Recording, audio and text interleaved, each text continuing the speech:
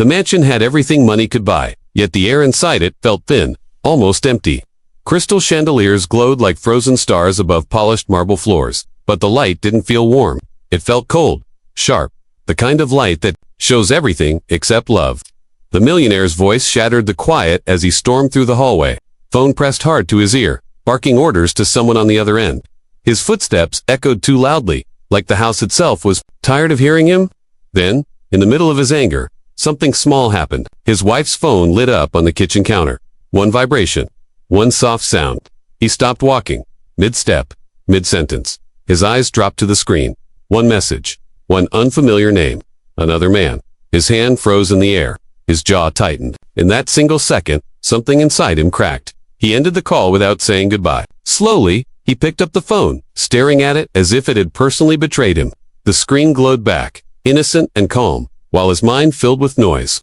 For years, this house had lived in silence, and now that silence felt like it was laughing at him. He reread the message once. Then again, it wasn't romantic. No hearts, no secrets, just kind words. Respectful words. Thank you for today. You've really made a difference. That was all. Simple, clean, and somehow, that hurt more than anything else could have. For a long time before this moment, his wife barely existed to him. Not in the way a partner should exist. She had become part of the background, like the furniture or the walls. Once, she had been full of light. She laughed loudly. She asked questions. She dreamed out loud. But over the years, her voice had slowly faded inside this mansion. She ate her meals alone at the long dining table, sitting at one end while the other end stayed perfectly set, untouched. At night, she slept on the far edge of the bed, facing the window, listening to the city breathe while he stared at his phone. She moved through the house quietly, like she didn't want to disturb the money.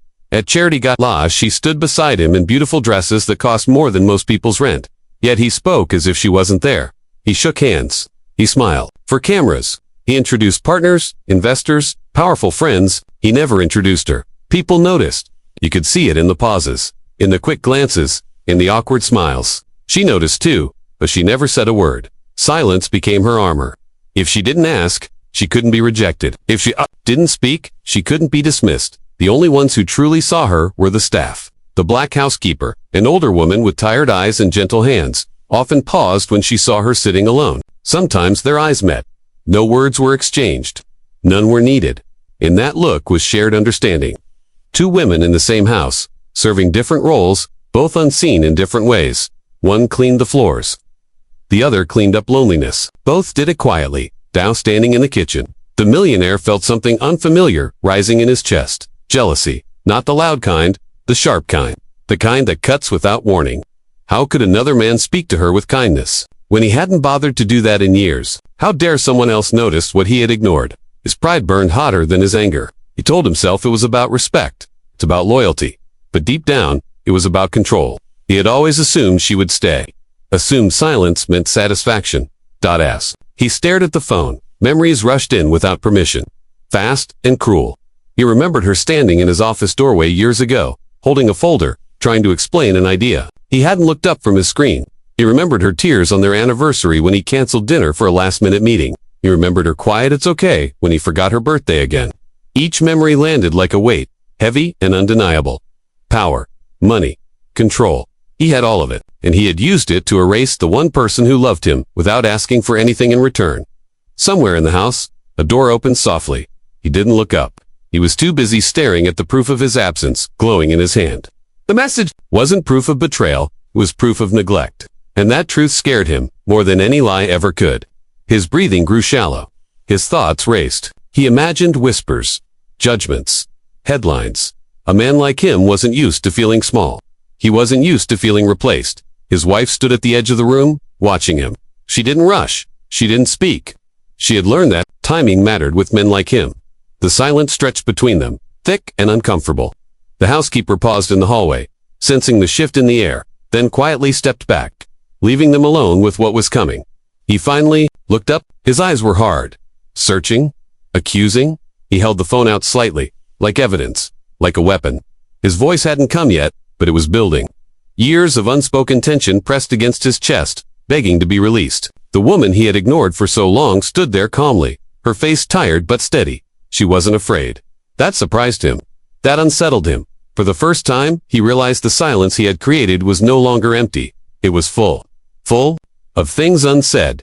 Full of pain. Full of strength he hadn't noticed growing right in front of him. He tightened his grip on the phone until his knuckles turned white.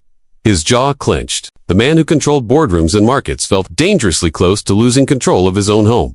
The quiet that followed was not peaceful. It was a warning. And as he took a breath to finally speak, the mansion seemed to hold its breath. With him, knowing that once the silence broke, nothing would ever be the same again. The story doesn't move forward yet. It rewinds. Slow and painful.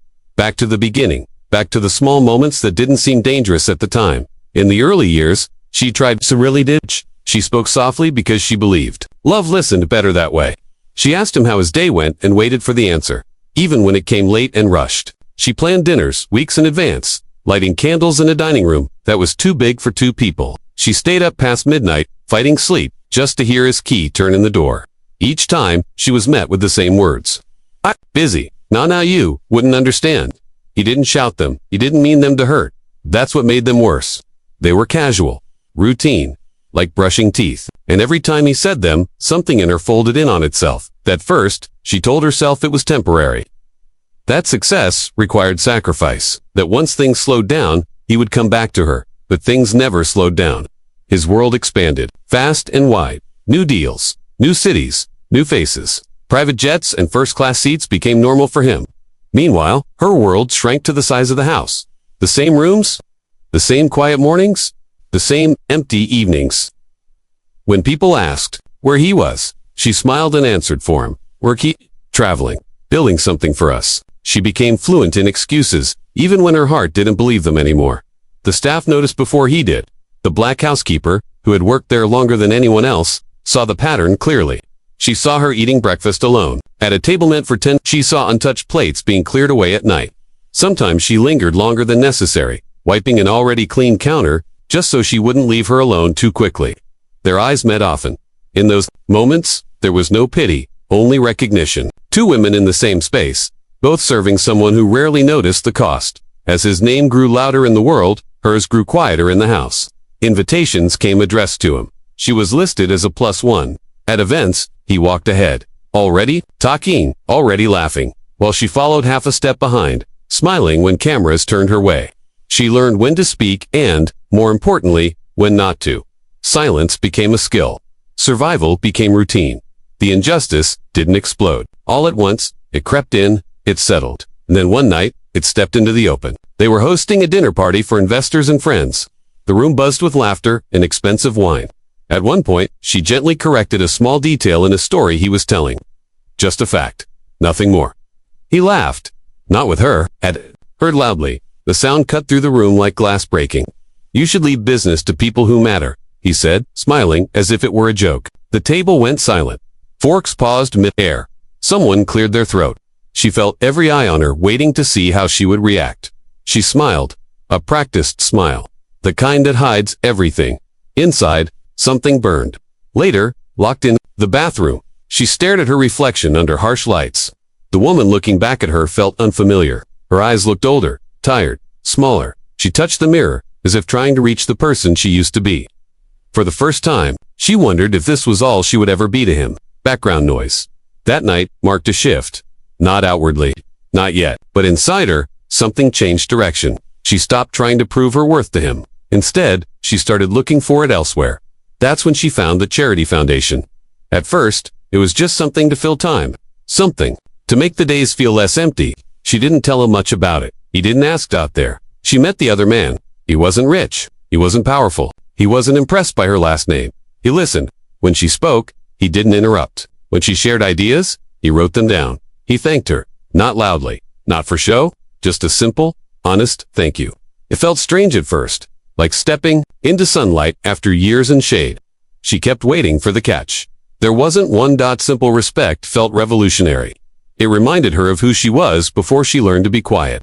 She started standing a little straighter, speaking a little clearer, smiling a little more, not for others, but for herself. The housekeeper noticed first. "You seem lighter," she said one morning, barely above a whisper. She nodded, unsure how to explain it. Her husband noticed too, not because she was louder, but because she wasn't reaching for him anymore. She didn't ask where he was going. She didn't wait up. She then filled the silence with questions. She became calm, steady, and that scared him more than anger ever could. He was used to control, used to being needed.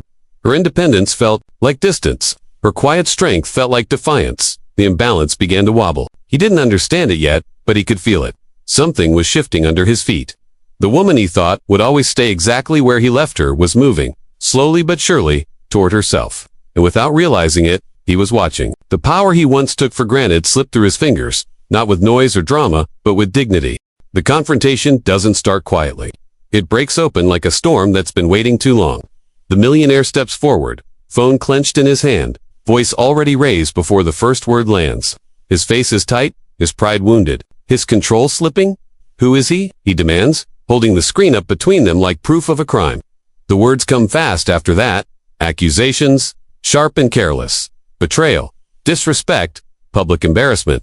He talks over her, talks past her, filling the room with noise, the way he always has. He expects what he's used to. Tears, apologies, fear. He expects her to shrink. She doesn't. She stands there, hands resting calmly at her sides, eyes steady. There is no shaking in her voice because there is no rush to explain herself anymore. She looks tired, yes, but there is strength in her stillness. That unsettles him. The silence stretches. For the first time, he realizes he doesn't know how to fill it. When she finally speaks, it isn't soft. It isn't loud either. It's clear, clean, honest, and it cuts deeper than shouting ever could. She tells him who the message is from. A colleague, a partner in a charity project. Someone who stayed up late planning fundraisers and outreach programs. Not secret dates. She explains the long nights, the shared work, the problems they solved together. She talks about the gratitude she received there, the way people listened when she spoke, the way they asked her opinion and waited for the answer. Not love, she says, dignity, purpose, things she stopped expecting from her own home a long time ago. He tries to interrupt her. She doesn't stop. For the first time in years, she doesn't stop. She tells him the other man didn't steal her. There was nothing to steal. She wasn't taken. She was pushed, slowly, quietly, by neglect, by indifference, by years of being treated like she didn't matter. Each word lands heavy. The room feels smaller, the walls closer, even the air seems to pause. She reminds him of the nights she waked it up, the dinners that went cold, the birthdays spent alone. She doesn't say it with anger. That's what makes it worse. She says it like facts, like history, like a story that's already been written. He opens his mouth to argue, but nothing comes out. His power has always lived in his voice. Now his voice betrays him. Then she reaches for something on the table, a simple folder, thin, ordinary. She places it in his hands. He looks at it, confused, irritated. What's this? He asks, already defensive. She tells him to open it. Slowly, reluctantly, he does. Inside are documents, letters, emails, records. His eyes move across the pages, not understanding at first. Then recognition hits. He sees dates. Familiar ones? A past scandal. A moment when his reputation almost collapsed. He remembers the headlines, the emergency meetings, the relief when things quietly went away. What he never knew was how. As he flips through the pages, his breathing changes. These were letters she wrote, calls she made, conversations she handled behind the scenes. While he was angry and loud and distracted, she was calm and focused, protecting his name, protecting his empire, protecting him. She tells him she did it because she believed in him, because she believed marriage meant standing together, even when one person wasn't looking back. She tells him she never asked for credit. She'd never asked for thanks. She'd have hoped one day he would see her. He never did. Until now, the power in the room shifts. It doesn't explode. It tilts. His anger drains away, replaced by confusion, then disbelief, then something much heavier, shame. He sits down without realizing it. The phone slips from his hand onto the table. For the first time, the noise inside his head goes quiet. He sees the truth clearly, and it hurts more than any accusation ever could. The message didn't threaten his marriage. His absence did. The silence he created didn't protect him. It made space. And someone else filled that space, not with romance, but with respect. That realization breaks something open inside him. He thinks of all the times he dismissed her work, all the moments he laughed when she spoke, all the dinners he missed because he thought money could replace presence. He sees the cost now, not in dollars, in dignity. From the hallway, the black housekeeper watches quietly. She doesn't step in. She has seen moments like this before, in different houses, with different names. Power always believes it is untouchable until truth walks in, uninvited. She says nothing, but her eyes say everything. This reckoning was overdue. The millionaire looks up at his wife. Really looks at her. Not as an accessory on his arm. Not as background at his events. Not as someone who would always be there, no matter how little he gave. He sees a woman who endured, who adapted, who found her worth without asking his permission. And that frightens him more than losing her ever could. He tries to speak, apologize, explain. The words stumble out. Weak and unfinished. He realizes apologies mean nothing without change. He realizes power without care is just loneliness, dressed in gold. The room feels heavy with what's been revealed. Nothing is resolved. Not yet, but everything has shifted. She doesn't smile, she doesn't cry, she simply waits. And in that waiting, he understands the deepest lesson of all. Respect isn't something you demand after years of neglect. It's something you earn, day by day, or lose forever. The house finally grows quiet, not the tense kind of quiet that cuts, but the heavy kind that forces truth to rise. The millionaire sits alone in his office long after midnight. The city lights blinking through the glass like distant stars that no longer impress him. His desk is clean for the first time in years. No contracts. No screens glowing.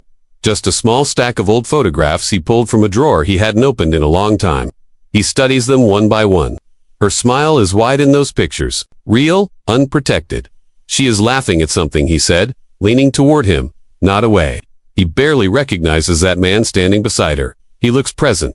He looks human. Somewhere along the way, money replaced presence, and he never noticed the exchange happening. He leans back and closes his eyes. The silence presses in, but this time he doesn't run from it. He lets it speak. He realizes wealth did exactly what it was supposed to do. It protected his lifestyle, his status, his comfort. It just never protected his marriage. He had confused provision with love, success with care. He thought being powerful meant being untouchable. Now, alone in the room he built, he feels smaller than he ever has. The next morning, he does what he knows best. He tries to fix the problem with size. Expensive size. Flowers fill the living room. Jewelry arrives in velvet boxers. He books a private trip to a place she once mentioned years ago, back when he listened. He rehearses apologies in his head that sound impressive but feel empty. When he presents it all to her, he waits for relief. For forgiveness, for the reset he's used to buying. She stops him with a raised hand. Not angry, not cold, just firm. She looks at the gifts, then back at him. Her voice is calm when she speaks. I didn't need more money, she says. I needed you. The words land heavier than any accusation ever could. There's no place to hide from them. No deal to sign. No shortcut to take. Just truth. He feels it then, the full weight of what he almost lost. Not because of another man. Not because of scandal, but because he wasn't there. He nods slowly. This time, he doesn't interrupt. He listens. Really listens. She tells him what it felt like to be alone in a crowded room. To feel invisible in her own home. To speak and watch her words fall to the floor, untouched. He doesn't defend himself. He doesn't explain. He just listens, and that alone changes the air between them.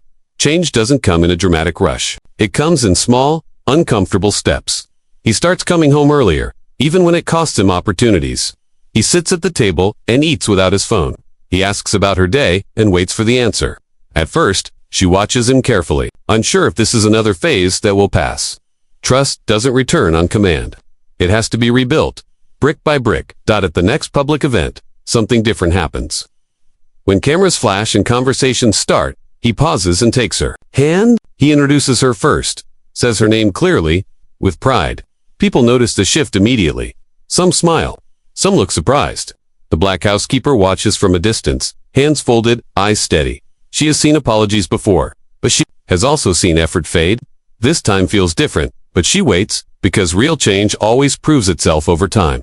There are setbacks. Old habits don't disappear quietly. There are nights when work pulls him away again, when silence creeps back into the corners of the house. But now, he notices it. He addresses it. He apologizes, without excuses. He learns that respect isn't a grand gesture. It's practiced daily. In small moments, in attention, in showing up when it's easier not to. Still, redemption is not guaranteed. She doesn't rush to forgive. Some wounds heal slowly. Some scars never fully fade. He accepts that, for the first time, he understands that love isn't about ownership. It's about care. It's about choosing the same person again and again, even when no one is watching. One evening, he finds her sitting with the housekeeper in the kitchen, laughing softly over tea. He pauses in the doorway, watching. Two women from different worlds, connected by shared understanding. He realizes then how close he came to losing not just his wife, but the humanity inside his home.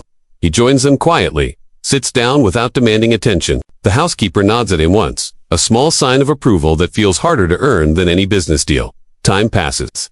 The mansion feels different. Still large, still luxurious, but warmer. Lived in.